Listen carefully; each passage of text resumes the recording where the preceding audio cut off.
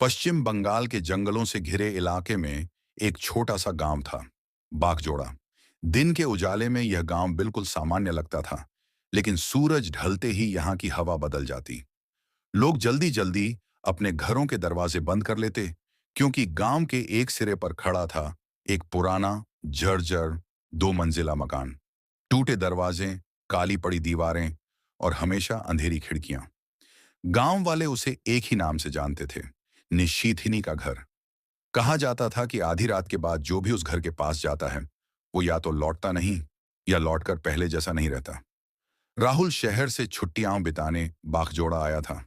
भूत प्रेत की बातों पर उसे बिल्कुल भरोसा नहीं था। पहली ही रात बिजली चली गई। पूरा गांव अंधेरे में डूब गया। खिड़की के बाहर से अचानक किसी के चलने की आवाज आई, जैसे कोई नंगे पांव गीली मिट्टी पर चल रहा हो।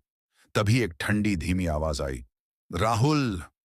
उसका दिल जोर जोर से धड़कने लगा। उसने खिड़की से बाहर देखा, लेकिन वहां कोई नहीं था। दूर उसी पुराने मकान की खिड़की में एक सफेद सी परछाई खड़ी थी। हवा अचानक बहुत ठंडी हो गई। अगली सुबह राहुल ने गांव के सबसे बूढ़े आदमी से पूछा।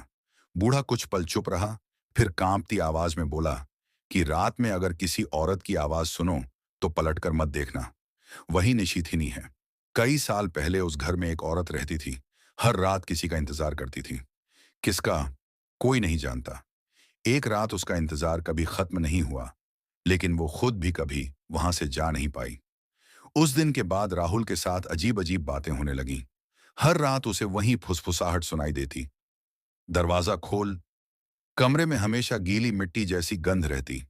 आईने में कभी कभी उसे अपने पीछे किसी के होने का एहसास होता। जैसे ही घड़ी 12 बजाती, दीवारों के भीतर से खरोंचने की आवाज आती। उसकी नींद खत्म हो चुकी थी।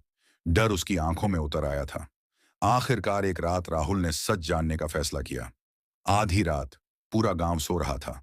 वो अकेला उस पुराने मकान के सामने खड़ा था। अचानक दरवाजा अपने आप खुल गया।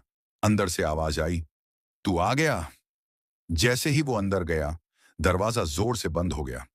ऊपर की मंजिल से कदमों की आवाज आने लगी।